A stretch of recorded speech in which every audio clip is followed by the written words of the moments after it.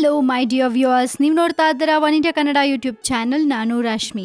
Friends, ಅಕಸ್ಮಾತ್ Facebook ಮತ್ತೆ WhatsApp ಇನ್ ಮುಂದಕ್ಕೆ ಬ್ಯಾನ್ ಆಗ್ಬಿಟ್ರೆ ನೀವೇನ್ ಮಾಡ್ತೀರಾ? ಅದಕ್ಕೆಲ್ಲ ಚಾನ್ಸೇ ಇಲ್ಲ. ವಾಟ್ಸ್ಆಪ್ ಫೇಸ್ಬುಕ್ ಬ್ಯಾನ್ ಆದ್ರೆ ಅದ್ ಹೇಗಾಗತ್ತೆ ಅಂತ ನೀವು ಕ್ವೆಶ್ಚನ್ ಮಾಡಬಹುದು. ಆದ್ರೆ ಈಗ ಟ್ರಂಪ್ ಅಮೆರಿಕಾದಲ್ಲಿ ಫೇಸ್ಬುಕ್ ವಾಟ್ಸ್ಆಪ್ ಅನ್ನ ಆಲ್ರೆಡಿ ಬಂದ್ ಮಾಡಿರೋದು ನಿಮ್ಗೆಲ್ಲ ಗೊತ್ತೇ ಇದೆ. ಈಗ ಇಲ್ಲಿಯೂ ಕೂಡ ಫೇಸ್ಬುಕ್ ವಾಟ್ಸ್ಆಪ್ ಸೇರಿ ಸೋಷಿಯಲ್ ಮೀಡಿಯಾಗಳಿಗೆ ಬ್ರೇಕ್ ಹಾಕೋಕೆ ಕೇಂದ್ರ ಮುಂದಾಗಿದೆ. ಅತ್ಯಂತ ಜನಪ್ರಿಯ ಸಾಮಾಜಿಕ ಜಾಲತಾಣಗಳಾದ ಫೇಸ್ಬುಕ್, ವಾಟ್ಸ್ಆಪ್, ಸ್ಕೈಪ್, ವಿಚಾಟ್ ಮತ್ತೆ ಗೂಗಲ್ ಟಾಕ್ ಇವುಗಳ ಮೇಲೆ ಕಾನೂನುಬದ್ಧ ನಿಯಂತ್ರಣ ವಿಧಿಸಲು ಕೇಂದ್ರ ಸರ್ಕಾರ ಮುಂದಾಗಿದೆ. ಎಲ್ಲಾ ಟೆಲಿಕಾಂ ಆಪರೇಟರ್ ಗಳಿಗೆ ಈಗಿರುವ ನಿಬಂಧನೆ ವ್ಯವಸ್ಥೆಯನ್ನ ಫೇಸ್ಬುಕ್, ವಾಟ್ಸ್ಆಪ್, ಸ್ಕೈಪ್, ವಿಚಾಟ್ ಮತ್ತು ಗೂಗಲ್ ಟಾಕ್ ನಂತಹ ಓವರ್ ದಿ ಟಾಪ್ ಸೇವೆಗಳಿಗೂ ವಿಸ್ತರಿಸಲಾಗುವುದು ಅಂತ ಕೇಂದ್ರ ಸರ್ಕಾರ ಸುಪ್ರೀಂ ಕೋರ್ಟ್ಗೆ ಮಾಹಿತಿ ನೀಡಿದೆ. ಈ ಕುರಿತು ದೂರಸಂಪರ್ಕ ಇಲಾಖೆ ಸರ್ವೋಚ್ಚ ನ್ಯಾಯಾಲಯದಲ್ಲಿ ಈ ಬಗ್ಗೆ ವಿವರವಾದ ಮಾಹಿತಿ ಕೂಡ ಸಲ್ಲಿಸಿದೆ. ಗ್ರಾಹಕರನ್ನ ತಲುಪಲು ಟೆಲಿಕಾಂ ಸರ್ವಿಸ್ ಪ್ರೊವೈಡರ್ಗಳ ಜಾಲವನ್ನ OTT ಬಳಸುತ್ತೆ. ಆಪ್ ಆಧಾರಿತ ಉತ್ಪನ್ನಗಳು ಹಾಗೂ ಮೆಸೇಜ್ ಮತ್ತು ಟೆಲಿಫೋನ್ ಸೌಲಭ್ಯಗಳನ್ನ ನೀಡಿ ತೀವ್ರ ಸ್ಪರ್ಧೆ ಒಡ್ತಾ ಇದೆ. ಅದಾಗಿ ಕೂಡ